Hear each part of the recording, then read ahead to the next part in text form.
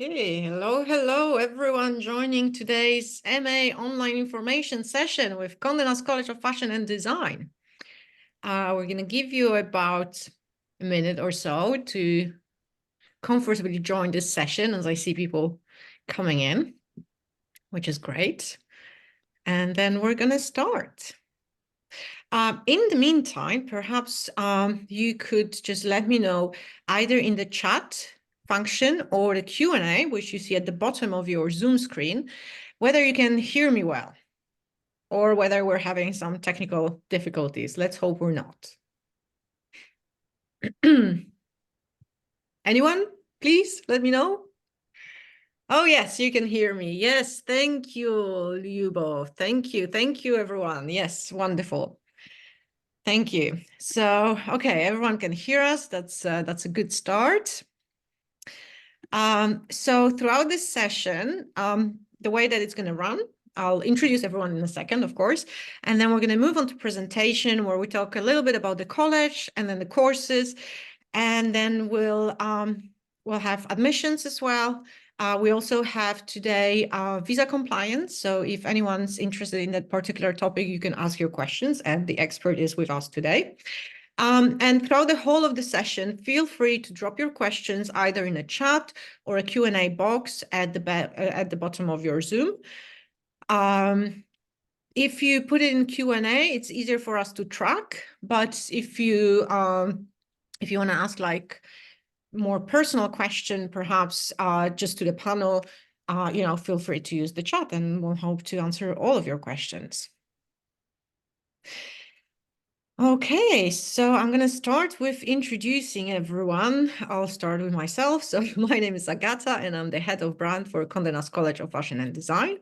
And today we're being joined by Johannes Ruponen, our Global Academic Director. Hi, Johannes. Hi, Agata, and welcome everyone. Thank you so much for joining us for this presentation. And once we present, please feel free to shout your questions straight away, and we'll try to answer those as we go along as well. We also have Claire Buckley today, our postgraduate program director. Hi, Claire. Hi, Agata. Thanks for the introduction, and welcome everyone to our online open day. And we look forward to discussing the college a bit more with you in this session. Thank you. We also have Anna Nilsson, one of our postgraduate academics. Hi, Anna. Hi everyone, so I'm Anna and I'm this senior lecturer on the MA programs, and I joined 2 months ago, so I'm really excited. This is my first time being in these sessions, so thank you, and looking forward to see your Q&A. Thank you. We also have our current student, Savannah Miller. Hi, Savannah. Hi, everyone. Thanks for having me. I am a master's candidate for the Luxury Brand Strategy and Business. So if you have any questions about student life or just the experience from a student perspective, I'm happy to answer those. And as I mentioned, we also have our visa compliance, Laura. Hi, Laura. Hi, Agata. Hi, everyone. Really good to be here and looking forward to your questions. If you have any visa-related questions, I'll also drop my Calendly where you can book individual meetings with me if you have more personal questions and you don't want to discuss it in front of everyone. Thank you, Laura. Okay, in this case, I shall say, I'm going to share my screen with the presentation. Just bear with me for a second. Okay.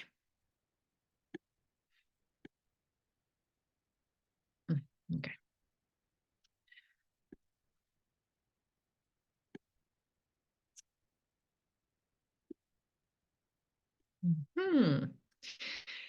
Okay. So again, welcome to our online open day for our specialized master's courses.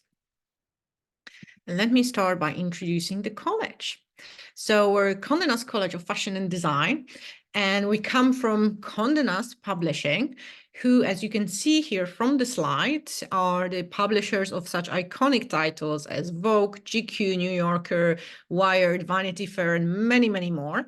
They operate from over 30 markets around the world. And what it means for you becoming a student with us is to basically we have access to the latest insights, trends, what sort of skills they're looking for in different markets, as well as we can bring talent that works with those publications, those titles, as well as people who actually work behind the scenes.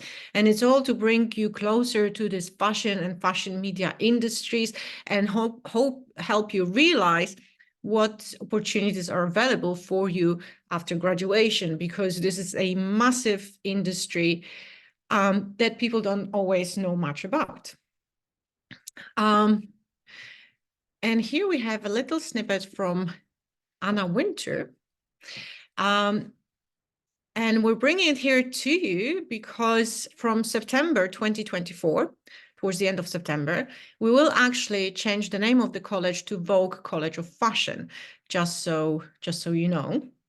And we feel this will build on the legacy of Condé Nast that we've managed to build so far, as well as to add the additional level of recognition that the Vogue name brings with it. We have colleges and campuses in London, which we will be mainly talking about today. But we also have a campus in Madrid that offers also postgraduate degrees, diploma short courses, and Vogue Summer School. Mind you, a number of those courses will be taught in Spanish. We also have this year, for the first time, we're running a Vogue Summer School in New York for pre-college students, as well as we have a number of offering available online, both in English and Spanish. But today, really, we're going to focus on our London campus and on our postgraduate degrees. But do keep in mind, we also have undergraduate degrees, short courses, Vogue Summer School, and so on. So who are we? We have a mix of amazing academics who also have a quite substantial industry experience and insights. We have outstanding industry links, not only through Condé Nast, but also other high-profile brands that we work with. So we can bring, as I mentioned, the speakers into your classroom. We can bring high-quality projects from brands. So you can learn how to work with the industry. We're also are able to offer this boutique experience where you'll be in small classes, and therefore you'll be able to create a really close community with your other fellow students, as well as the academics that teach on those courses. We also offer a one-to-one career support and career path planning, as we know that where your ambition lies, sometimes you'll have to take a few steps to get there. So we're going to help you to figure out those steps, as well as, we offer courses across fashion media, and also luxury lifestyle, which you'll see in a minute when we introduce all those master courses. We've been around over 10 years now. In fact, in 2023 was our 10-year anniversary. So, but we're still in this academic year. So we're saying we're 10 years old. We've had over 3,000 students coming through our doors from over 100 different nationalities. And, whereas 10 years ago, 11 years ago, we started with a couple of programs. Now we offer over 27 different courses for our students. What's also nice is that because your cohort is so international, you're going to be able to make friends from all over the world, and you're going to have contacts as well all over the world. And this is the insight of our campus. We're based in central London, specifically at Bedford Square. We're based in this historic Georgian building, and this is the glimpse into it. We have some specialist facilities such as photography studio that's fully kitted that you'll be using as a part of your courses for your projects, as well as you could use it for your personal projects. And now we're going to move on to the postgraduate programs, and I'm going to hand over to Johannes. Thanks, Agatha. And I will be calling on some of my colleagues and, of course, Savannah as well throughout this presentation. I'll try not to hog the microphone too much here. But really, for the rest of this presentation, we'll very much focus on the MA degrees that we offer here at the college, and we categorize our MA degrees broadly in two categories. We have degrees that are focused on fashion media, that includes fashion styling, fashion journalism and editorial direction, and creative direction for fashion media. And then we have our fashion business focused courses that include MA Entrepreneurship, Fashion and Creative Industries, MA Fashion Communication, and MA Luxury Brand Strategy and Business. And Agatha already mentioned that, we are, I would say, a boutique college. So unlike big universities, we have much smallest cohorts that we work with, which means that I think one of the things that I think is really important for us is that that our MA students get to know each other. We're really trying to prepare students for the industry, and this is an industry where you're likely to collaborate with others. It's all about starting to build your networks. So, and I'll talk about this more during the course of this presentation as to how we try to sort of facilitate those kind of connections to create hopefully a really close-knit postgraduate community, even though kind of we divide courses in different cohorts. It sort of feeds into partly into the way in which we structure our curriculum. I think also at this point, it's useful to just to mention that we are validated by University of Buckingham. So all of these courses, we teach these at our campus in central London. But the academic framework and the policies that we follow are from the University of Buckingham. So what that means is that, again, there's the behind-the-scenes policies and academic protocols that underpin everything that we do. And on the student's final certification as well is the stamp from University of Buckingham, which also means that these are internationally recognized degrees from a very high-quality university. Our MA degrees are 1 year, or 12 months, if you like. We start in late September, and we go on all the way to the following August, which unfortunately for our MA students mean there's not much of an opportunity for summer holidays, but hopefully it means that there's it's a sort of focused 12-year degree. And in addition to these 6 MA degrees that we offer, we also offer an MA in Luxury Brand Management. It's a slightly different type of course, and we'll talk about it towards the end of this presentation. This is a course that is run by Richmond American University in London. The students are registered at Richmond, and the primary studies take place at Richmond. But the students on this particular course come to Condé Nast College once a week for very focused fashion-focused delivery that we offer. But like I said, we'll park that thought for a hot second, and we'll come back to that later in this presentation. And we'll start off by talking more specifically about our MA programs.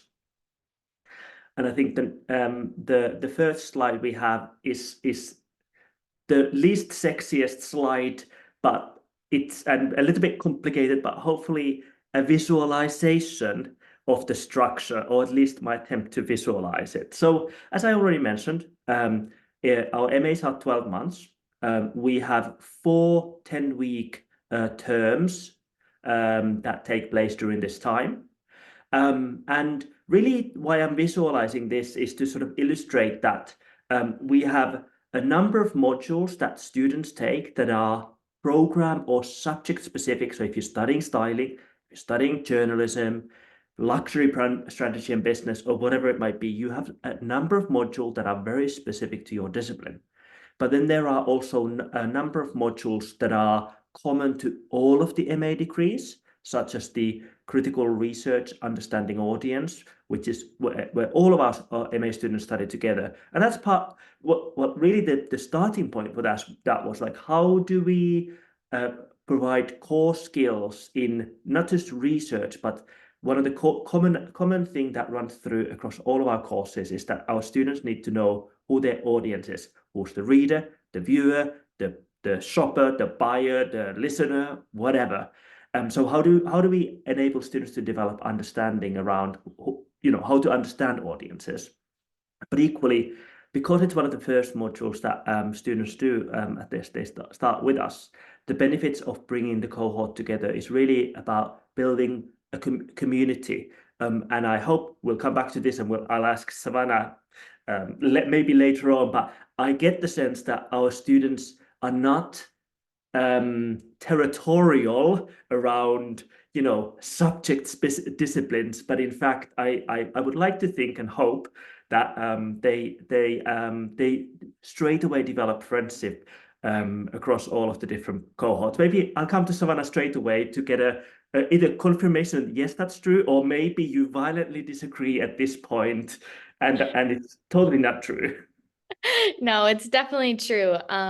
Yeah, I would say some of my closest friends and even people that I'm going to be working on my final master's project with are from varied specialties. So it's interesting to see how we grow together in different ways while we're learning different things throughout the year. So yes, you're right. We're a family. Sorry. Because I think it means that there's already that kind of collaborative thinking, and that you in the industry you'll always be collaborating with people with other skills. It's not about being a polymath and being able to do everything. It's about doing something properly, but also knowing when to call on others with other expertise as well.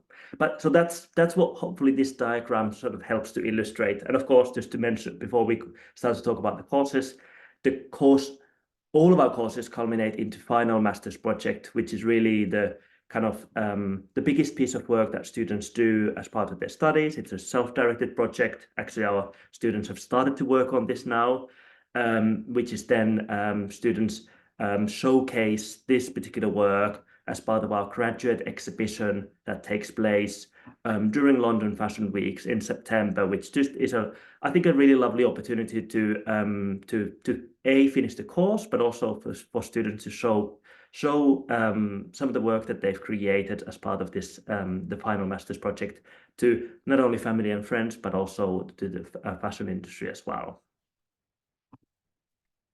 I think the first course we're going to talk about is our course in MA in Fashion Journalism and Editorial Direction, which is really a course for those of you who are interested in fashion writing, fashion journalism, also the role of a fashion editor and a content creator. And really, I think this stage I always take this opportunity to reflect on the way in which fashion industry has evolved. So traditionally, we've had fashion media and then the fashion brands, and they've kind of been in this sort of almost church and state kind of position. But actually, fashion media is no longer just created by fashion magazines or fashion media brands like Vogue, but equally, most fashion brands have departments that are focused on content creation and communication with in-house magazines, with podcasts, with all sorts of other kind of tools that are at their disposal. So really, this course is all about storytelling, reporting, writing, and telling stories about fashion. And we try to prepare you for for this particular aspect of the industry by teaching you skills around how to research, how to tell stories, what are the ethics around this, how do you pitch stories, how do you edit stories. And whilst we have the title or word journalism on the title, that doesn't just suggest or mean that what you do on the course is just about writing. Our students last term created podcasts, and actually some of the images that we've got here are of podcasts that students have done as part of the course, but also even as part of their final master's projects. Students think about the role of an editor, which is what they're doing this term, and they're kind of thinking about how do you create and curate content, I suppose. So it's really working across audio, visual, and written content across different types of platforms, whether they're digital or physical communication channels. I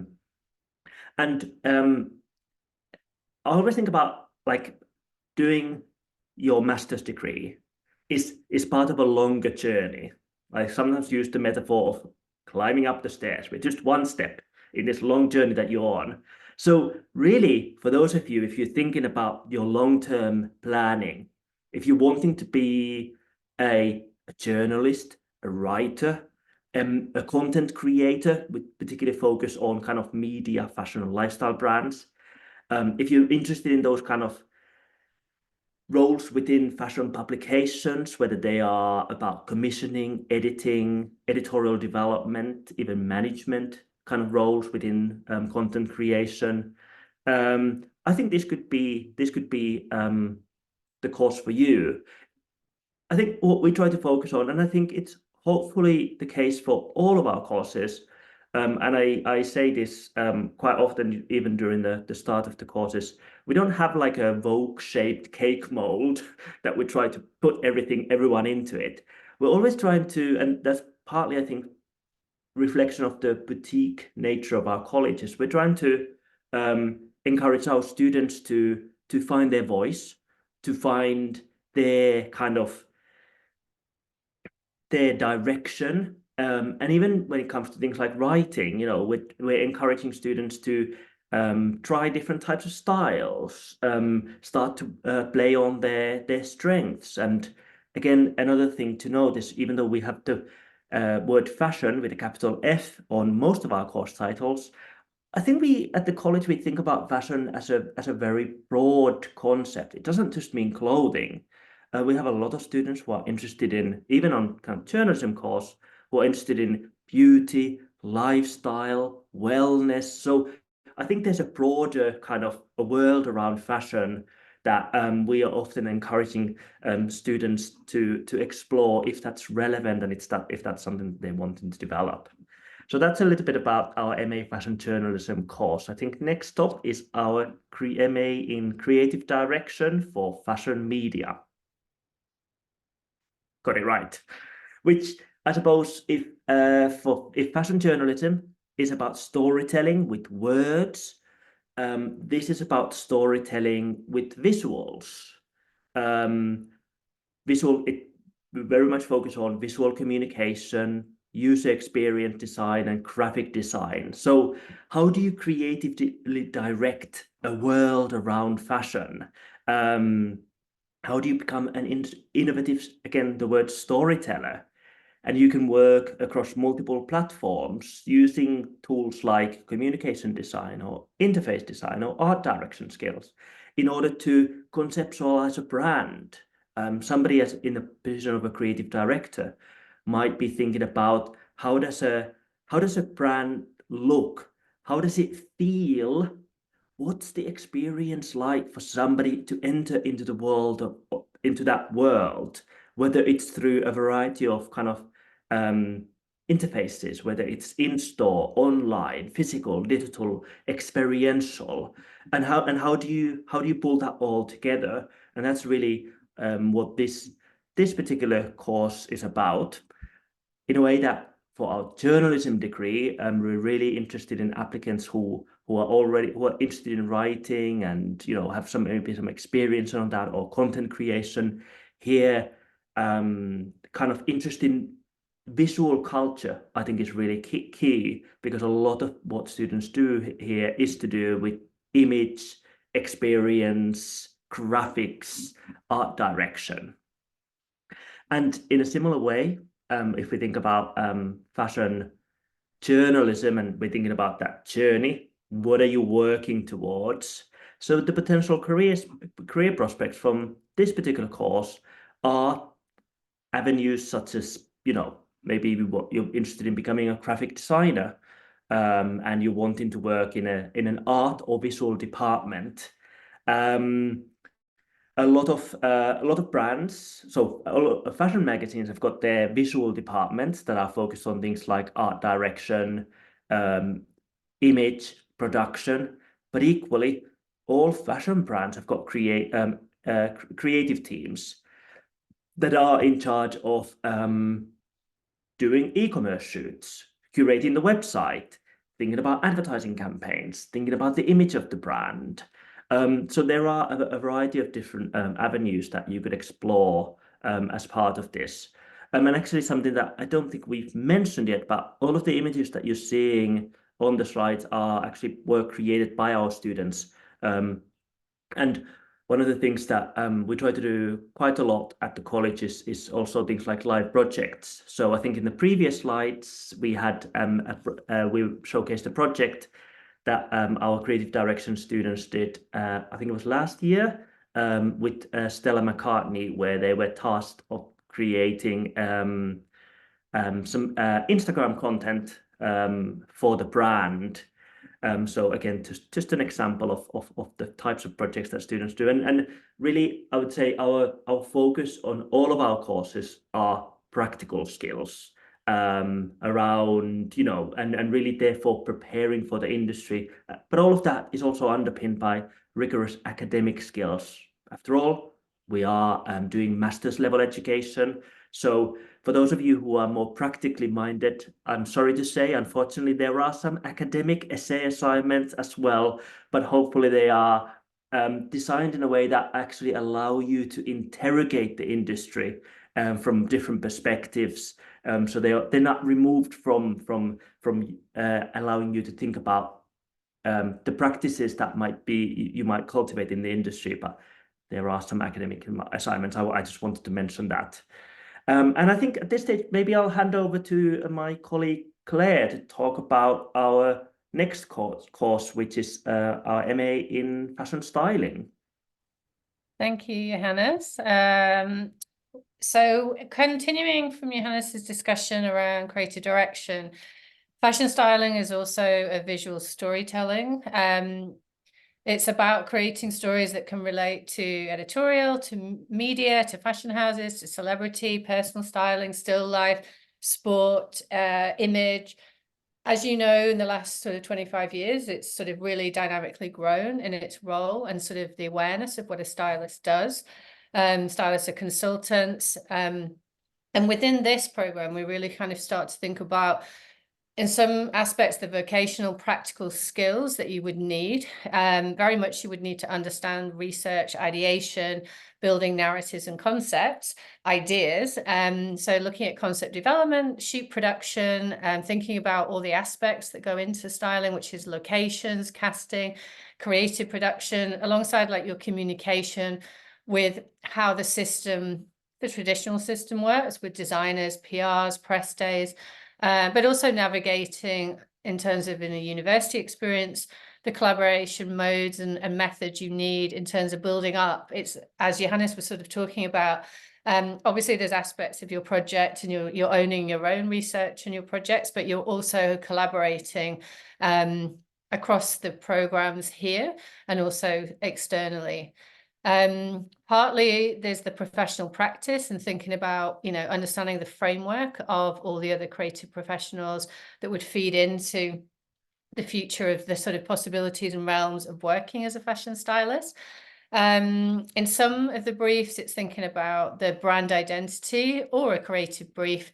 And always we're encouraging, I guess, the idea of not derivative fashion, understanding fashion from a historical and a contemporary context, but always thinking, I think styling is very much about the future, thinking about future innovations and visual outcomes, which, can work across creative and commercial. And often within styling, you would have to be able to navigate in an agile way across all areas, which you can then obviously build and focus.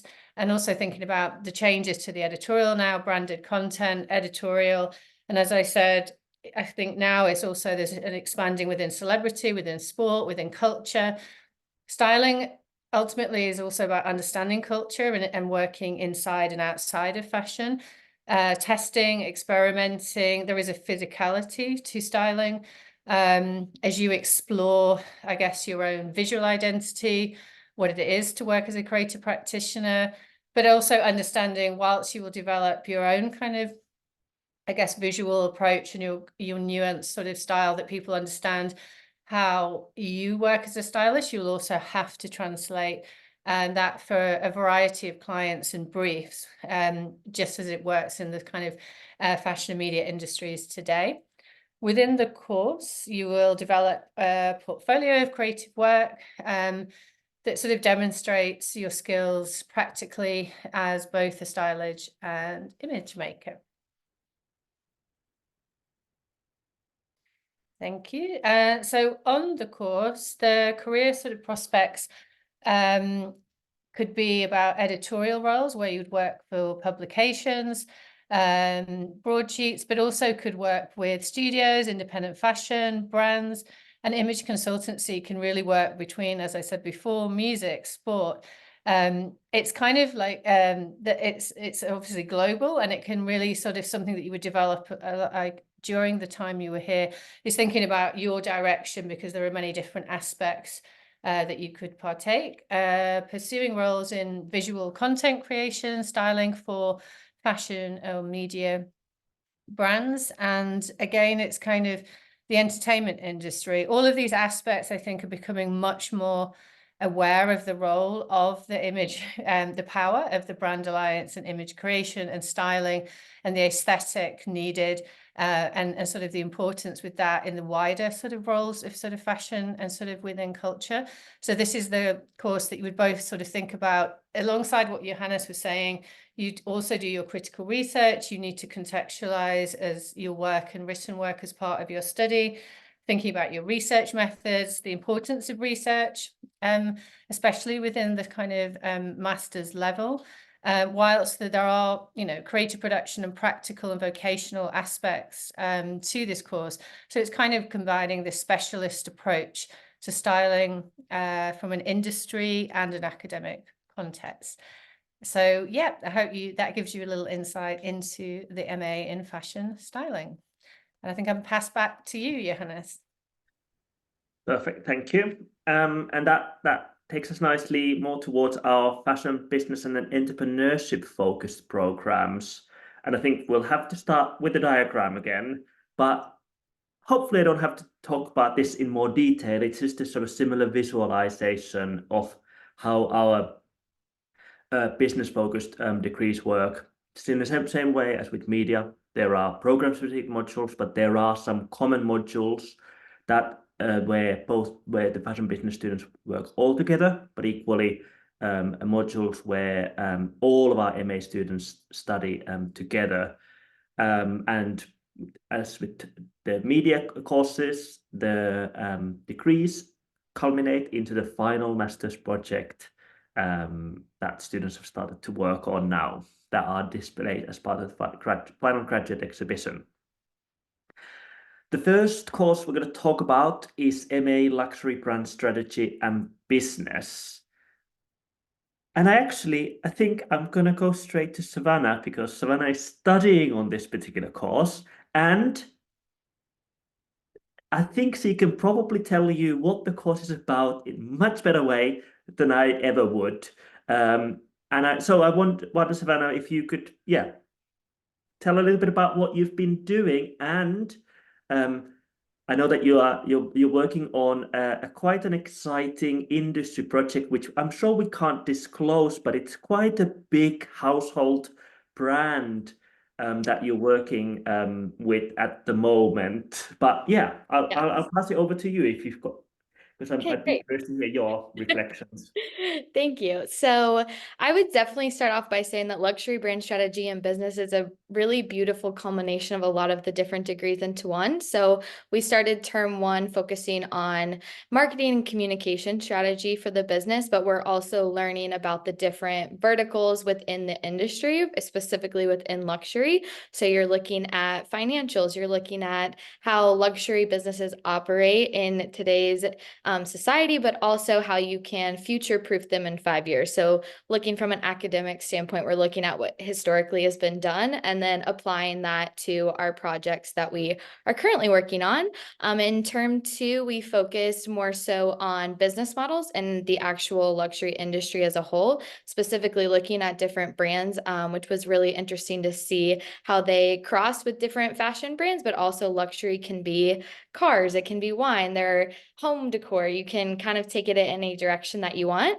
And then, as Johannes said, term three, we are working on a really big collaboration with a brand we can't name, but it's definitely giving us a lot of real life experience, getting to meet their team, getting to apply our ideas, however big they may be. You can kind of get out of this world and then bring it back to how the brand can actually apply it in a real world sense. And then on top of that, term 4, we're working on our final master's project, which is specifically looking from the lens of the luxury industry. So yeah, it's kind of a mix of business, but also having a little bit more creativity as far as marketing communications, as well as an academic underline. And I don't want to put you on spot, Yeah. but I'm curious to know what are the sort of things that you're thinking about for your final master's project? Just because I think, so I think it might be interesting to hear, because it is a space where and for context, we don't really have a brief for that. It's the project that in a way allows students to do a self-directed project that feels relevant and right for them. Hopefully it's part of kind of longer term career development and planning, and there's a relevance to it. So I don't know how far you are with it, and I don't know how much you want to share. You can be, Yeah. don't have to share anything if you don't want to. I can share. No, it's okay. I actually was talking to Anna and Ruth about it yesterday, so I'm definitely happy to share what I'm working on. So I actually come from a background in the United States where I was an athlete, and so I'm taking my experiences of being an international level athlete and applying it to the luxury industry. So I am working on a luxury brand extension, and I actually have a luxury brand that will be designing a collection of made-to-measure luxury athleisure wear. So that's kind of, and I'll be working on the brand strategy behind that marketing campaign, all of those fun deliverables as I work through term 3 and term 4. And yeah, I think it's such a nice way to actually combine, what you've done previously and also what you've learned on the course, which I see a lot of students do that, which I think is all. I think it makes it super exciting, because also it means that the final master's project don't all look the same. Quite often it looks like the student, which I think is always the best result.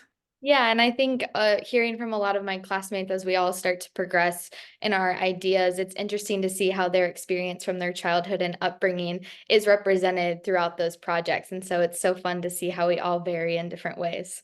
Yeah. Thank you. And thank you for giving your insight into the course, which, like I said, you do so much better than I would ever be able to do.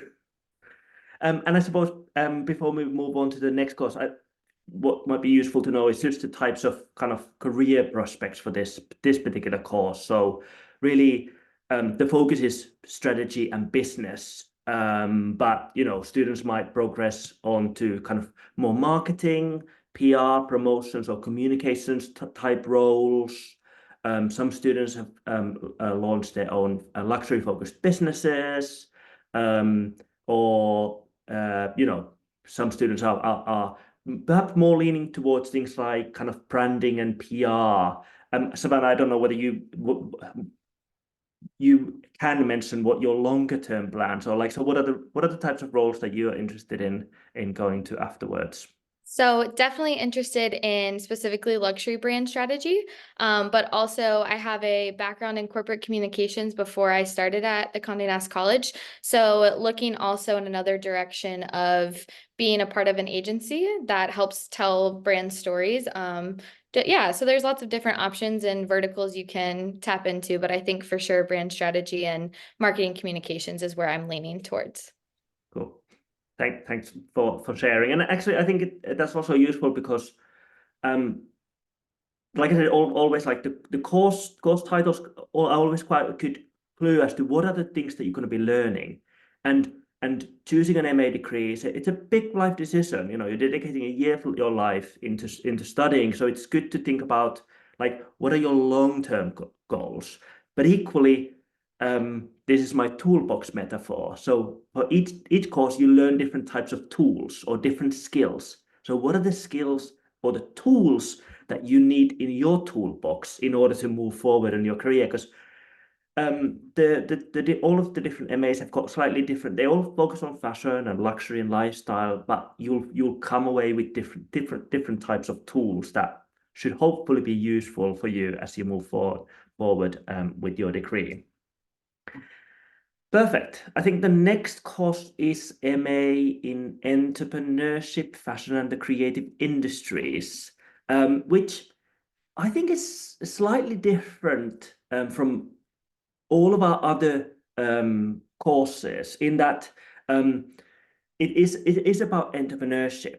And really the way we've designed this particular program is so I sometimes refer to it as almost like an incubation or business incubator, where quite often, not always, but our students come with ideas, types of businesses that they're interested in starting. And we've designed the course in a way that sort of allows you to start to develop skills in, how do you understand your potential audience? How do you start to kind of develop communications and marketing plan? How do you start to reflect on yourself as an entrepreneur? This term, the students are doing the financial modeling module, which is of course all about the money side of things, like creating a financial plan, and they're starting to work on their 1-year business plan. And really, as part of the final master's project, our entrepreneurship students create a 3-year business plan, but also often realize aspects of their business ideas as a way to sort of simulate, whether it might be through websites or products or promotional material. So there's also a real kind of aspect of making that entrepreneurial idea come alive. And on the slide here, and again, an example of student work. This is an example of a brand that was developed as part of this MA degree, but also afterwards launched. It's called Mathilde Jewelry. And Mathilde used the course to sort of develop the business plan around this jewelry brand that's all about recycled gold, lab-grown diamonds, that she went on to very successfully launched after her degree. So that's really the idea behind the course. But of course, that doesn't mean that every single student has to launch a business afterwards. These sort of entrepreneurial skills are also really vital. And I always recommend this course for those students who are wanting to get into fashion business. I think having an understanding of how to develop a business, how it's branded, how it's communicated, the finances that underpin it, having that kind of entrepreneurial mindset, they're actually really vital skills to be successful in fashion business as well. So you don't always have to launch a brand afterwards. And after the course, well, like I said, some students have gone on to launch brands, but others work in these more leadership type and management type positions because of these entrepreneurial traits that we're trying to develop as part of this particular course. And then the last of our own MA degrees that we're going to talk about is MA in Fashion Communication. I think maybe enough from me. It's time to pass over to Anna to talk about this particular program. Yeah, I think it's my turn. Thank you, everyone, for joining. As you have probably understood, under this umbrella of business and communication, there are three masters. And the Fashion Communication Master is focusing on the evolution of communication as a whole. And we're also focusing a lot on the future of communication and going into the nitty-gritty of what PR is and how can PR be something different in the future. And I think that is literally what distinguishes this master from the other one under the same umbrella, even though there are some modules that are run in common. And like Savannah was saying early on, we are at the moment running a very exciting module with a brand that I can't name. But the brief for the communication students is slightly different, and where we're looking into more the communication side of the project. So it's literally going into the nitty-gritty of communication, PR, planning the future of communication. What is it? Is TikTok the future? Is TikTok past? What could the future look like with AI, etc., etc.? Knowing that there is a contextual side as well in on the course, where we're going back to what it used to be and what it is today and what it could be in the future.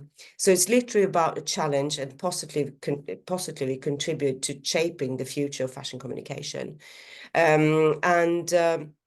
Even though there are some modules that are run in common with other MAs under the same umbrella, there's always more focus on communication in this MA. There's also a module where we're looking into the future of communication, even forward, and that's really a global module as well, where we're looking into the contextualized way of seeing fashion. So it's also about marketing, obviously, because marketing and PR and communication, that is a whole. So also the future of marketing and communicating and branding theory that underpins the practice of fashion communication. And obviously there are loads of different theories in both marketing and communication, and that is what we are emphasizing on in comparison to the two other masters under the same umbrella. And if you're joining that this MA, the MA of Fashion Communication, obviously there are loads of different roads you can take, but the difference between the business one is that there's less business planning and business moving forward and opening your own business. But why not opening a business in communication?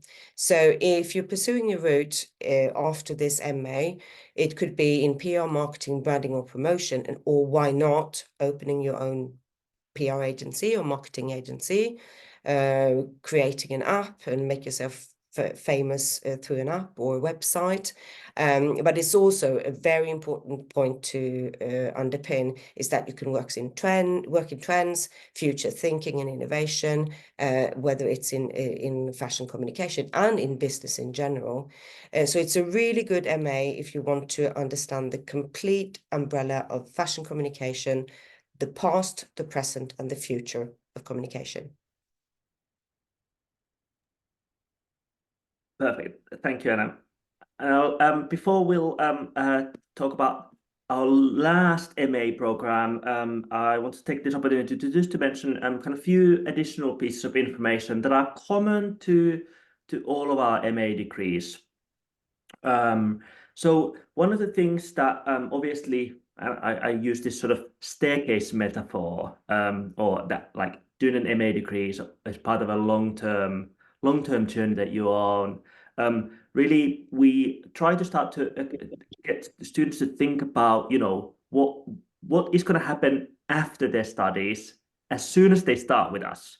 So we have a sort of a careers and placements focused delivery that runs from term 1 to term 2 to term 3 to term 4 that is intended to be there to help students to start to prepare for the life after, with things like CVs and cover letters, job search strategies, careers planning, and starting to think about, you know, the future. But also, as part of our final master's project, there is an opportunity for students to complete a small work placement. Really, the intention is that, you know, as part of the MA studies or the final master's project, you can start to think about like, what is it like to work in the industry, maybe get some experience that adds to your CV. A lot of students use it as an opportunity to align the placement opportunity to the projects that they're also developing. So it's sort of feeding into their thinking, perhaps even allowing them to conduct research about it. So that's something that I wanted to mention. Another thing that I thought would be useful to talk a little bit about is the ways in which I mean, we didn't talk too much about the ways in which we structure our curriculums, but all of our lecturers are actually industry practitioners. So we don't, in a way, have a traditional faculty, if you like. People work in the industry and contribute in various different ways to the curriculum, and that just means that all of the delivery should be relevant, up to date insights from the industry. But in addition to this, at the college, we have a lecture series called Vogue Education Presents, where every week we bring in speakers to the college to talk to our students. And actually, these talks are open to all of our students, whether students are studying on an MA degree or BA degree, which is also actually a nice opportunity for the whole college community to come together, where we bring industry practitioners from different facets of the industry, whether they're in fashion business or fashion media or sustainability and positive change, whether they are well into their career and are really high profile, or they might be someone who has just started their career and perhaps launched a brand or product or new idea. So really, we're trying to bring a variety of different types of speakers so that it allows students to start to hear from different types of speakers, gain different insights, but also it's a nice opportunity to I suppose start to understand the diversity of roles that are available within the fashion industry, and also the journeys that people go on in order to get to where they are. I don't think I've ever heard a talk as part of our Vogue Education Presents where there's the story is sort of like an expected story from studying to going to this, to this, to this. People often sort of have these interesting journeys from one thing to the next. And I think some of that is, I think, really nice to hear, particularly for a student issue. So starting your career, thinking about your next stage, it's life is not linear, even though it sort of appears that way. And you never know what's around the corner or what the future holds, and that there's all sorts of different ways to try to get to where you want to be. And as part of our Vogue Education Presents, we also try to work with our students on this. So we have a student group who do things like hosting, to social media, to photography, as part of this program series, as a way to hopefully to get or be part of the kind of college life, if you like. But also it's a nice opportunity to gain some extra experience as part of studies as well. And then the final sort of thing, another way to get join the college community and do some extracurricular activities is our editorial team. So at the college, and actually if you go onto our website, we regularly post news stories, but also opinion pieces, articles, write-ups from Vogue Education Presents, and all of the stories that you can read on our website are created by our students. So particularly students who are interested in fashion journalism or writing, it's a really fantastic opportunity to, alongside studies, also start to contribute to the college editorial team, and through that get published and get more experience. So those are just few of the opportunities or ways in which we try to get students involved with what happens at the college. And here's I suppose a little insight into the types of students or alumni that we have, and it's actually something that we're really proud of, and we very often bring our alumni to come and talk to our students about what they do. And I think it was last week or the week before, we had at least one of our alumni from last year talking to our current MAs about what they do now. But here's just a snapshot of some of the students who've studied with us and what they've gone on to do.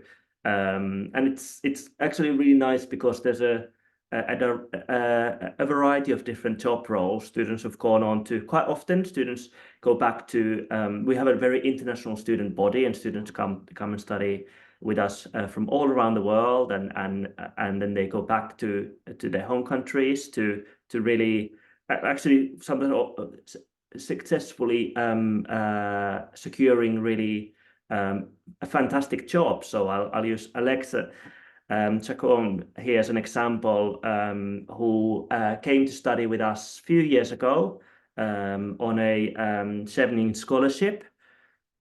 And as part of her final master's project, instead of doing a placement, we also have an opportunity where instead of doing a placement, students can also conduct interviews with industry professionals. And Alexa used that as an opportunity to start to really develop her networks back in Panama, where she's from. And she interviewed a variety of media professionals for her final master's project. And actually, one of the people that she interviewed ended up offering her a job as soon as she graduated. And as Alexa returned back home, she started off straight away as a senior editor for Panorama magazine, which is a really high-profile magazine that is for the Panama Airlines. And I remember I spoke to her, I think it was late last year, and she was telling me how she gets to go to these amazing shoots, and she's sort of doing a lot of writing, and she had her first cover story published as well. So I think it's a really lovely example of student kind of going on to secure a very successful career after their studies. That was actually also part of a result of what they did during their studies. I think last but not least, we still have one course to talk about, which is our MA Luxury Brand Management course. Oh, yes. So this is the last degree, last but not least, which is slightly different from all the courses that we've talked about so far. So the 6 courses that we talked about, they're courses that we run at Condé Nast College. The students are registered with us. And they follow the curriculum that we've designed with the University of Buckingham, whereas the MA Luxury Brand Management we run in collaboration with Richmond American University in London, where students are primarily located at the Richmond campus. That's where they're registered, that's where the studies are at, that's where the assessment takes place as well. But one day a week, students come to the Condé Nast College, where we curate a curriculum that's very much focused on kind of aspects of fashion and lifestyle industry. Alongside that, students on this course are welcome to our Vogue Education Presents talks, and something that we haven't talked about, but we also offer our MA and BA students an opportunity to do a trip to New York in February, March. Happened very recently, but I forgot which month it is now. I'm already in my mind in May, but I think it's not May yet. Anyway, so we invite our Richmond students to come and join that optional trip as well if they want. And our luxury brand management students also have access to our Condé Nast College library and online resources. But for students who are interested in this course, the application process is very different, and we might talk about that as part of the admission sections in a moment. But whereas your applications to all the other courses are done via our website. If you're interested in the MA Luxury Brand Management course, you will need to apply via the Richmond website for this particular course. And I think that's all the courses covered. I think next up, we've got some information about admissions and also entry criteria. So I'll pass over to Agatha. Thank you, Johannes. Maybe before we embark onto admissions, I have some questions that have been here for a while. I was trying to thank you so much for waiting to get an answer. I've been trying to answer them as we went, but there's a few that I think it's best if we get some academic input in here. So one from an anonymous attendee. Hi, I have dyslexia, and I'm curious to know if the college has any additional help for someone who has dyslexia, especially for the academic writing section. So the short answer is yes. As students join the college, there is a part of the kind of enrollment processes, there's various information that students kind of disclose, and part of that, students with, things like dyslexia are invited to disclose that, and we have a variety of different kind of support mechanisms placed in college around this, including additional study support. So yes, that's something that we do support. Thank you. Someone's asking if they could know a little bit more about campus placements, which I assume are internship opportunities that are option for some of the courses that we offer. Yeah, so all of our MA degrees, the ones that we talked about, the first 6, we have, as part of the final master's project, there's an opportunity for the students to do a placement. It's an option, so it's not, there are always students who don't want to do that, or for whatever reason also can't secure one. But it's kind of built into the final master's project. Really coming towards the end of their studies, and during the summer period, we have a window of around, I think, 4 to 5 weeks where we encourage students to complete a placement as part of their studies. There are other ways in which students could also complete a placement during their studies, such as, for instance, we've had students who complete 1 day a week alongside their studies. Within some disciplines, the work might be a little bit more flexible, like assisting a stylist. But like I said, it's an optional part of the final master's project. We support students with that. So part of the careers delivery is there intended to support students in starting to think about, like, what are the types of roles that they could are interested in, CV development, and at the moment, I keep on seeing there's some job posts that are also posted by the college. So we also try to support students. So ultimately, the responsibility is for students to secure placement, but we also try to support that by reaching out to our wider network of industry connections to get informed that we have a number of students who are interested in doing placements, and a number of companies always come back to us and offer opportunities that we then post to our students. But also, this is a nice opportunity because it comes to the final master's project period. So some students decide that they might go back to their home country to complete a placement because they're actually interested in starting to develop connections or within where they're coming from that might be then beneficial for the life after. So there are a variety of ways in which students can approach that. And like I said, it's also it is an optional part of the final master project. Students who don't want to go down this route alternatively complete a project that I now can't remember what it's called, but as part of that, students are required to interview industry professionals to gain insights into the industry and to inform their research. So we're still also trying to encourage students to start to connect with industry professionals because it's about developing network, but also gaining further industry insights. So hopefully that answers your question. I don't know whether, Claire, you had something to add to that.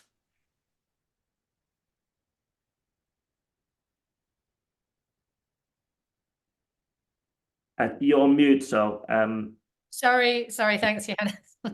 I had pressed something, but maybe not the right thing. No, just to say, I think your answer really answered the question fully, so I don't need to add anything, but thank you. Okay, we can go on to the next question because there's quite a few questions here. So one of the questions is someone, Anna, is looking to change a career, but she has her degree in business management. So can she take one of our courses? I must say she has not specified which course, but would anyone like to answer? Can I give that to Savannah? Sorry, I know that it's a bit of a technical question, but I suppose you probably have insights as to where what degrees have what degree did you do before, and you might know also some of the degrees that some of your peers have done before. Maybe I can help. Maybe just before that, I can add that in our actual admission requirements, there isn't such a requirement that you have to have, a previous kind of fashion or fashion media related degree to apply with us. For some of the courses, we will ask you for for portfolio. So the examples of work, but only for those creative one, like the fashion styling, journalism, and editorial direction, as well as the creative direction. Actually, now Anna cleared it up for us, is the fashion entrepreneurship. So sorry, Savannah, go ahead. No, you're okay. I was just going to say, you definitely don't have to have any previous experience in fashion. I actually got my bachelor's degree in broadcast journalism and then worked in PR and corporate communications before applying to Condé Nast College. But a lot of my classmates come from business degrees, some come from engineering degrees. So it's a wide variety, but all of those skills are transferable skills that you can apply to the degree that you're getting here. Yeah, and I think maybe, and this is maybe more of a personal note, I think that that's what makes it exciting. I think it's interesting where students come from a variety of different backgrounds, and it's not about forgetting that background, but actually building on that. There's a lot of transferable skills, and I think that's where some new, interesting, but even potential career directions might open up. Thank you. So I hope that also answered another question around what sort of academic background you need to have for fashion communication. So yeah, you don't need to have specifically fashion or communication background to apply for the course. And I suppose, sorry, I'll add one more note. I would assume, maybe wrongly, but somebody applying to study fashion probably has an interest in fashion already, and probably beyond just knowing few brands or few things about fashion. I think I would be quite confident in saying that our students, I don't want to say obsessive about fashion, but if you're choosing to study this degree, you probably already have an interest, quite a significant interest in this particular field, which is of course quite important as well. Okay, thank you. Wow, that's a very specific question here. What if I join a course in first term and want to later change to another course? Is it possible? So unfortunately, that is not possible. We have a window of, and I now cannot remember it, but I think by week 5, there's a small window if student feels like they may be in the wrong course, but also during the first term, that would be quite difficult to evaluate anyway because students are studying together. So the subject-specific discipline or studies don't start until term 2. But we have a very, very small window of time during the first term. I think it's first 4 weeks that student may apply to transfer a course. There are some complexities to this as well. So for instance, I think we only have for the first 5 weeks for students to potentially transfer a course within their subject discipline, because entrepreneurship, fashion communication, luxury brand students study the same modules during the first term. So there's movement there. But let's say, I think students only have the first 2 weeks to swap to another degree. So let's say to journalism, because the modules are different. And there's a specific track that students follow. So therefore, I would not encourage waiting until then. I think it's about you're already here, listening to the open day presentation where we try to talk about the courses and what they're about and where you might end up. That's a really important part of your research. Do research into the subject discipline. Look at what our students have done. Look at the top job roles that we've talked about. Is that the right direction for you? Talk to our students, our alumni, come to see our final graduate exhibition. And also, if you haven't yet had an interview, I would even say that even that space, interview sounds like really sort of formal. It's a conversation. It's when we want to get to know you and you want to get to know us as well. So if you've got any doubt in your mind, please use that as an opportunity as well to have a chat with the person that is interviewing you, and they might give you some advice. Because really what you want to do is you want to be on the right course by the time that the course starts, because that's just going to make you more confident. It's not going to disrupt your studies in any ways, and you can sort of run full steam ahead and with what you're coming to study. So use the time between now and before the course starts to figure out whether you are going to be on the right course or not the time afterwards, because there isn't much wiggle room, as they say. Thank you. We do have now a lot of questions around admissions, so I think I'm just going to go ahead and go quickly through the admissions while trying also to respond to some of your questions. So let me start with general entry requirements. So you need to be 18, which I assume majority of you or all of you would be at this stage. And you'll need the kind of standard academic entry requirements are that we would be looking for a honors degree, bachelor honors degree, preferably at least 2 or above, and that would be the UK requirement. The USA equivalent would be about the GPA of 3.0. Now, if you come from another country that we don't mention here, do not worry, just send us what you have and we're able to translate it into what we need. Alternatively, we'll ask you for some more documents. But yeah, we have, as you've heard, we have plenty of international students, so we're able to translate your qualifications into what would be the equivalent in British qualifications.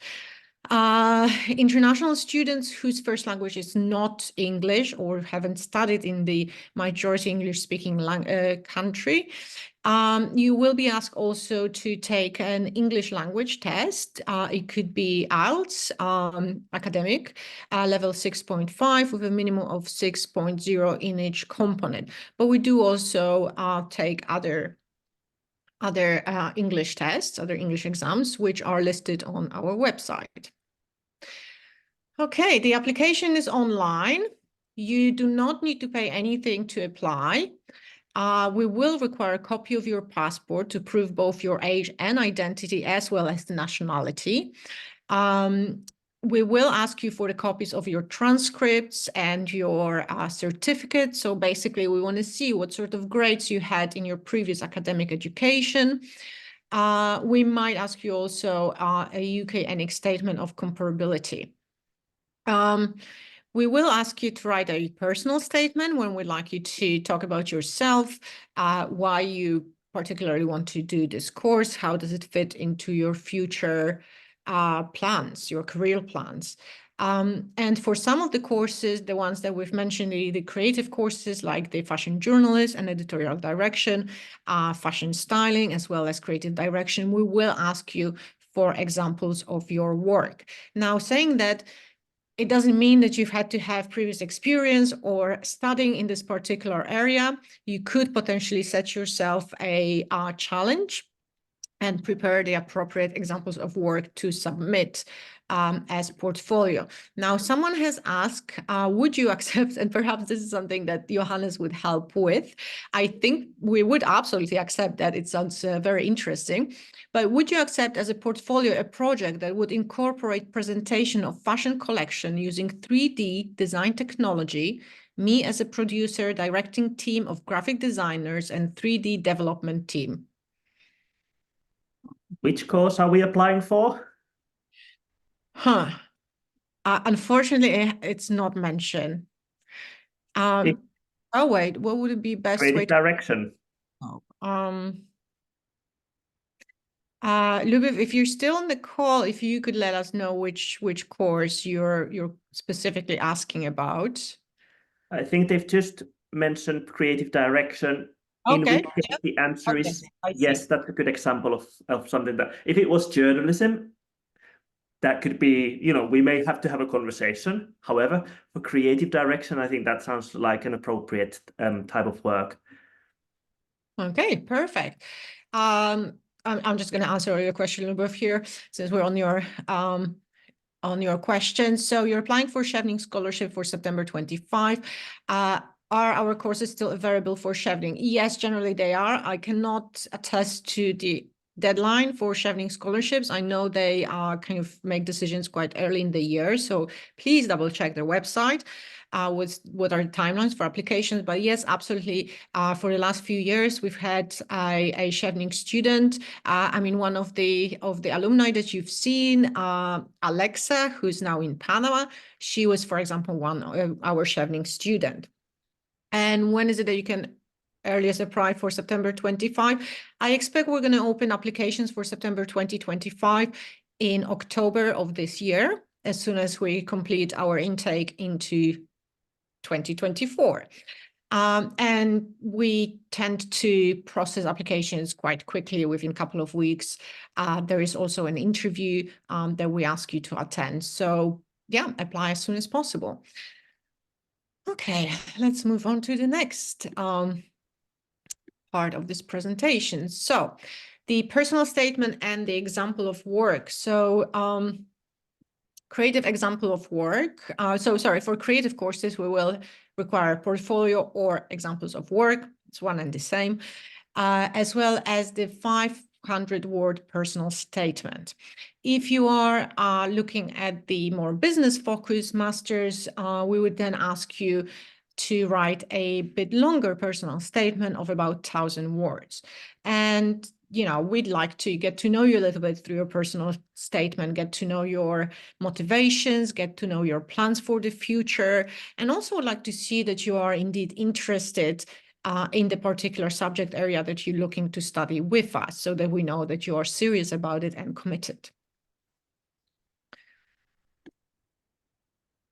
Okay, so yeah, that's about it with the admissions, but I know that there are more questions. So let me get back to the questions. Also, just so you know, you can keep in touch with us through our social media as well as our website. Now, someone asked whether you can get a one-to-one meeting to discuss further your questions about the course. Absolutely, we can organize that for you. You can have a meeting with admissions, or we can get Johannes or maybe Anna or Claire to speak to you. If you could just drop us an email at admissions@condenascollege.ac.uk, which I will drop into the chat right away. Just bear with me for a second. It's trying to do a few things at the same time. admissions@condenascollege.ac.uk. So you can use this email address to send us any messages, ask for meetings. And yes, we will be sending out the recording of this session in a day or so, so you can review it at any point you wish. Now, more questions. Can we submit more than one recommendation letter with our application? Yes, you can. We're not going to stop you from that. Oh, that's a question to you, Johannes. Are the internships paid? Good question. Historically, I would say the majority of them have not been. It's part of gaining experience. I have seen examples where companies have, for instance, not necessarily paid, but they might have reimbursed for travel, for lunches. So it really depends on the scale and the size of the company where you're interested in completing a work placement. So I hope, Anne, we have responded to your question about what you need for fashion media programs to apply. So I'm just going to skip on. Maria, all right. So is there anything in particular that you'd like to see in a portfolio for, let's say, fashion journalism and editorial direction? So I think examples of writing is useful. It's not the course is not just about writing, but I think there is a lot of writing as part of that particular course. Now, I understand that you might not have had the opportunity to write about fashion, and in which case you might have examples of essays that you might have had to write as part of your current degree, depending on what it's about. But also, and I now forget whether we mentioned this, but if you don't have examples of work, you can always do a sort of, what's the word? I was going to say self-directed study task, but that's something that we do on the degree, like a self-set project, a project that you kind of think, well, actually, I'll write a review about the latest, I don't know, Alexander McQueen collection, or so there's ways in which you can sort of start to, if you don't have examples that are fully reflective of your skills, or you feel like actually you might need some extra examples, you can always create your own projects that you can submit as part of the application process. And really, it's not about quantity, it's about quality. It's much better. And I wonder whether Claire has any thoughts on this, but I would always say that, having few nice examples of work rather than having loads and loads of work is much better strategy. But I don't know, Claire, what you think. Yeah, I agree. I think it's about just showing your aptitude for the subject. It's almost like demonstrating your interest, your approaches, so we get a sense of who you are. I think that's actually the most important thing in a portfolio, especially from the media courses perspective. And we know that, we've talked about it in this session, that you haven't necessarily done a BA in the subject area, and you might be pivoting into this sort of specialist MA, and that works for the students that are currently here. But it is about, maybe say in the styling MA, I would encourage you to think about still lifes at home, or, is it that you're particularly interested in portraits or people or certain styling from a home or dress or in the community. It doesn't have to be, we're not asking for you to spend money or produce highly. It's just to show sort of an understanding that you are exploring the sort of your understanding of that subject to some degree, so that we get a sense of that, and a sense of who you are. And then obviously there's the interview stage, so that's not the only stage, and it's a showcase of your work. Thank you. Thank you. Laura, I've got something for you. So Laura is our compliance person, and there is a specific question. Sorry, I have a specific visa-related question about my UK fee status. Should I email admissions about? I'm sorry, I thought it was the actual question. Yes, you can email admissions, and we will pass it on to Laura.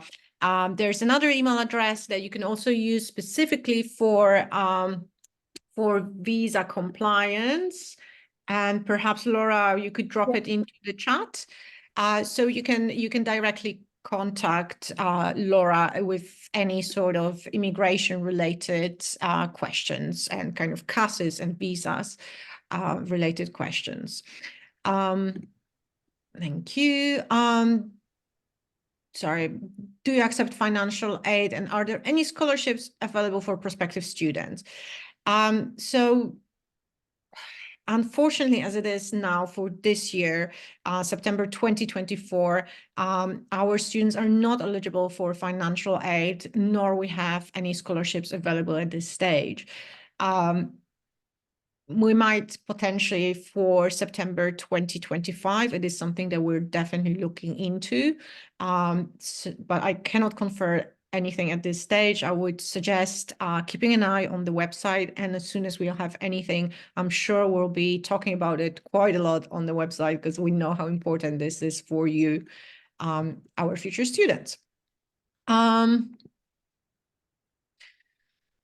Okay, what will be the best way to communicate with alumnus before applying? Well, again, you can drop us an email to admissions, which I posted in the chat, and we could arrange for an alumnus or a current student to connect with you, and therefore you could ask your questions.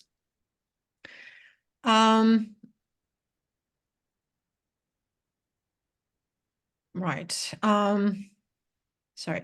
Do I have to take the English test as an international student studying in America?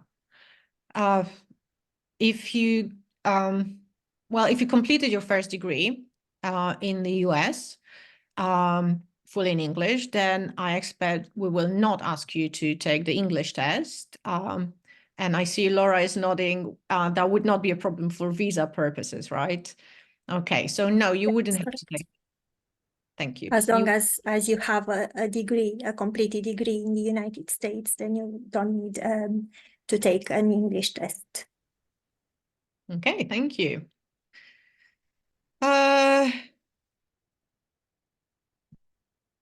Okay, that's an interesting one.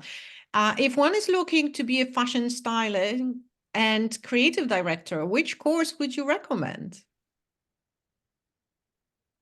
I think that could be maybe Claire might be able to respond to that. Just to find out, so you wanting to be a fashion styling and a creative director. Okay. I think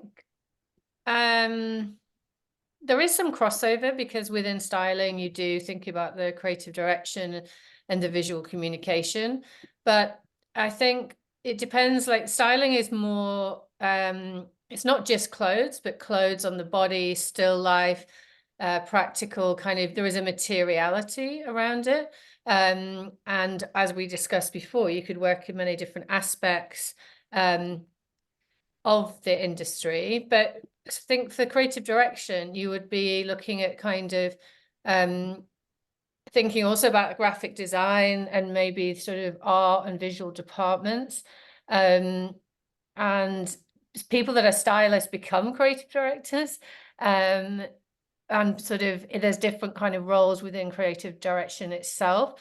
You can move into creative production. I don't know, Agatha, if what information we give our candidates in terms of reviewing curriculum, you know, like in terms of, because we're talking before about doing some research and looking at creative directors, researching those and those kind of roles, and then looking at stylists, you know, as I discussed, stylists are doing, you know, from editorial, media, consulting, working with brands and houses, working personal or celebrity, you know, so there's many different aspects to both roles. But I don't know, Agatha, if students, what information they get. Sure. So if you go onto the course pages, you can go under the course structure tab and you'll see all of the modules outlined, as well as there is a description for each of the modules underneath. And if you need even more details, there's actually full program specifications document in there that you can click on the link and have a look through. It's super detailed. Not very customer friendly, but this is actually what we use for our validation. So it has all of the nitty-gritty details of the course that I think could help you decide further which one is the right one for you. Thank you. You're welcome. Okay. Oh, that's one for, I think, Johannes. I have a master's degree in journalism and have experience. That's kind of a general advice, I guess. And have an experience as an editor and journalist, but I also have worked as a content and social media manager in automotive marketing. I have my eyes on Condé Nast for a while now, but I find it difficult to stand out among candidates. I started questioning myself that living in Munich in Germany might be the problem. Do you happen to have any tips that could help me go ahead and enter Condé Nast?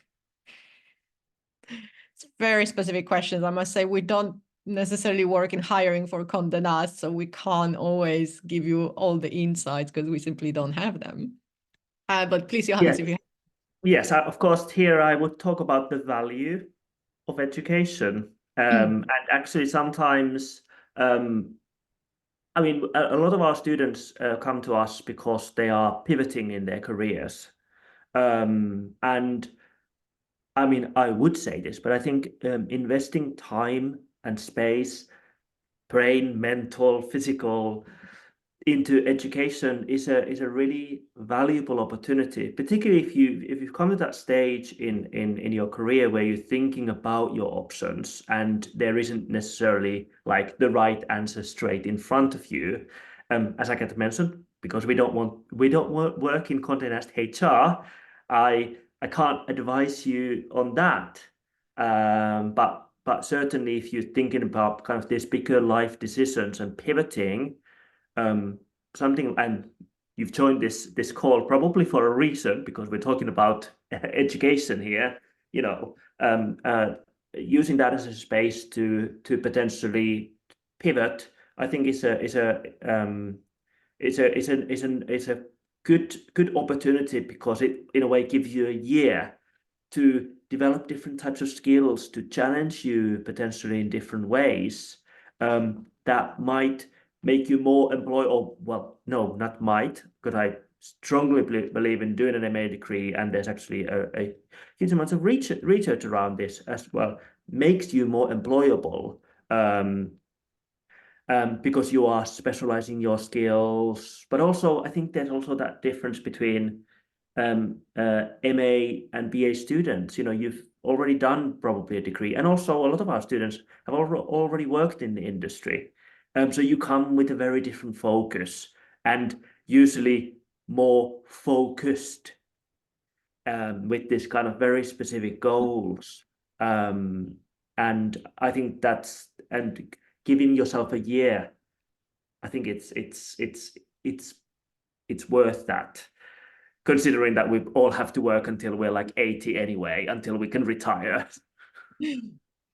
Thank you. I guess also, if I might add something, it looks like you just really need some exposure to fashion industry, and some experience in it, which our masters would help you get those contacts. Alternatively, since you already have a master's degree in journalism, you might want to look at potentially some of our shorter online courses to use them very much to just get this network and a little bit of insights into the, fashion journalism rather than just journalists overall.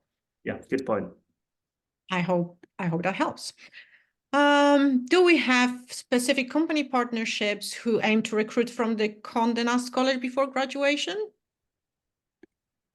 So at the very end of the course, we often organize what do we call it again? Careers Day, where we invite, for instance, HR representatives from different types of companies to come and talk to our students. So last year when we did this, we had HR representatives from not just Condé Nast, but a variety of fashion brands in UK as well. So I would say for us, the success of our students is really important. And again, in a way, we are education, and that's what we focus on. But providing students the tools, the knowledge, the ammunition, the confidence sometimes to move to that next stage is really important for us. And we try to facilitate that as much as we possibly can. And I think partly also because we get to know our students really well. And there are some companies and also through our wider network of connections where sometimes people come to us for specific recommendations. And we're always very happy to put forward students based on specific requirements that a company may have as they're hiring or they're thinking about expanding their team. So we're trying to facilitate that in a variety of different ways. Thank you. Sorry, does it make sense to inquire about visa before one has a set offer from the college? Laura? Thanks, Agatha. So it's always a good idea to know what to expect and what you need to do in order to come to the UK, for example, to study. So you should inform yourself of the requirements, of the visa requirements, even before you have an offer of study from us. Once you have a conditional offer from the college, you will receive a form inviting you to answer some questions about yourself and your immigration history. And based on that, if you need a student visa to study with us, we will start the process with you, and we will guide you through the entire process, and you will be able to apply for a certificate of acceptance of studies from us, which you will need for the student visa once you have an unconditional offer of acceptance. So it's a bit of a long answer. The short answer is you should do some research before, even before you are accepted on a course. But then if you need a student visa, we will walk you through the entire process. Johannes, are you able to say what sort of assessment is there for the luxury brand management? Is it online? Is it face-to-face? Is it case studies, essays, exams? This is for the Richmond course. Yes. No, so this is where I would really recommend joining one of the open days that our colleagues at Richmond organize in order to answer those questions. So part of, and I mentioned this very briefly, students on that course are registered at Richmond, which also means that the assessment takes place, part of it, so it takes place at Richmond. So our focus in supporting that course is very much about curating a speaker series that is around luxury fashion that students then come to the college for. Thank you. Okay, so we're gonna. Sorry, I'm currently deciding between two programs, MA Luxury Brand Strategy and Business and MA Luxury Brand Management. My undergraduate degree combined design and business. Are there advisors or someone available to help me decide which program to study? I think here, I would say the key difference is in the context in which you study. So luxury brand strategy and business, which is a course that Savannah is on as well, is the studies take place at Condé Nast College. And we have a very specific, we talked a little bit about things like Vogue Education Presents or where we're located. So there are all of those sort of things that I think add to the overall student experience. Whereas if you were to study MA Luxury Brand Management, you would be a student at Richmond, which would mean that you're more primarily located at the Richmond campus in Chiswick, and it's a different type of institution. So I would say that the actual subject matter of the courses is there's a lot of commonalities. Where I think it's important for you to think about is what the different institutional context in which you might study, and use that to inform your decision making, if that helps at all. Thank you. This is for Savannah. What should an applicant put on their personal statement to really stand out for the MA Luxury Brand Strategy and Business? That's a really good question. I definitely think keeping it to your personal story, what makes you interested in luxury. I remember when I was writing mine, I focused on the first time I interacted with luxury brands and then tied that into what led me to wanting to make a career change. So I think any way that you can really tell your story while also tailoring it to luxury and fashion is the best way to stand out. Perfect, thank you. I think that's for Johannes, since it's journalism. Can I use my bachelor's dissertation in a specific fashion subject as my portfolio work for fashion journalism? Yes, I'll keep it short, yes. Okay, perfect. Once you have an interview set, how soon after the interview do you find out the status of your application? It's pretty much 24, 48 hours. Pretty much straight after the interview, we get the feedback from our academic who run the interview. And then at this stage, the decision is made. So yeah, very quick. We've done that. What they should put on the... Okay, for international students pursuing brand strategy and business or even luxury management, will people be more heavily considered on business experience?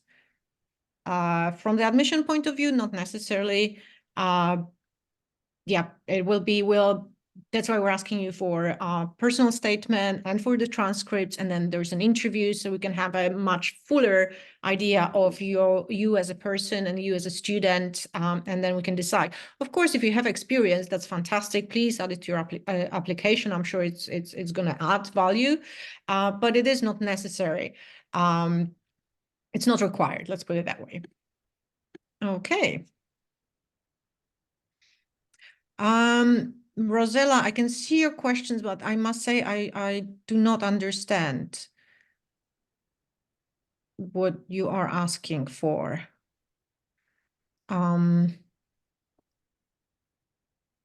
Yeah, I think unless Rosa, you can clear a little bit what you mean, I'm unable to answer your questions. So if nothing more is coming through, then this is it. This is all the questions. So thank you so much. It was a very exciting session. Sorry, just checking the other the chat if there are any questions there, but no, it's all good. All right, so thank you for staying with us for so long. I hope we've answered all of your questions, and if you have any more questions, please send us an email to admissions@condenastcollege.ac.uk. You can also ask any questions you had through our social media, and those will be again forwarded onto our admissions team to answer those. And I'm sure we're going to have one more at least session before we actually close the recruitment. Oh, wait, there's a couple more questions. Right. What is the approximate timeline after the application process has started for submitting the portfolio? I mean, we'd like you to submit portfolio as soon as possible, but we understand that it can take some time to prepare it. So you can start applying with what you have and then send your portfolio a little bit later. That's fine too. I guess we might not be looking at your application until it's fully completed with portfolio, and you won't be invited to the interview unless we see your portfolio. But yeah, you can start your application sooner than you're ready to submit your portfolio. That's absolutely fine. And one last question: how do we pay the fees if we're international? So the fees generally, when you are being given an offer, to accept your offer, you will be asked to pay a 3,000 deposit, which is actually part of your fees. And then the outstanding amount will be divided by 4, roughly equal installments. And if you are an international student, we will ask you to pay your first installment before issuing of the CAS, which then leads to your student visa. And then rest can be paid in 3 installments later on once the course starts. And you can do it through the Flywire. That's the system we're using, which is kind of like PayPal. It's not PayPal, but you understand that you basically were not getting your financial information. It's all very secure, and you can use it to send us money. So I hope that answers your questions. Yes, thank you so much as well. Thank you again for joining us, for staying with us all this way through. Thank you, Johannes. Thank you, Claire. Thank you, Anna. Thank you, Savannah. And thank you, Laura. You are all amazing, answering all the questions. As I said, we will send this recording to all of you. So after you should get it within about 48 hours or so with an email. So then you can view it again. And if you want to review any other sessions for any other open events, we actually post them as well on our YouTube channel, so you can always go back to them there. Sorry, our scholarship is available outside accepted at Condé Nast. Potentially, yes, if you have another scholarship, we could accept it as well as the sponsorship. But please, if you have a specific one in mind, just drop us an email to admissions and we'll be able to advise then. Okay, thank you so much and have a lovely rest of the day wherever you're coming from. And we hope to potentially see you in our cohort in September 2024 or a year after that. So thank you. Goodbye. Thank you, everyone. Thank you. Thank you. You.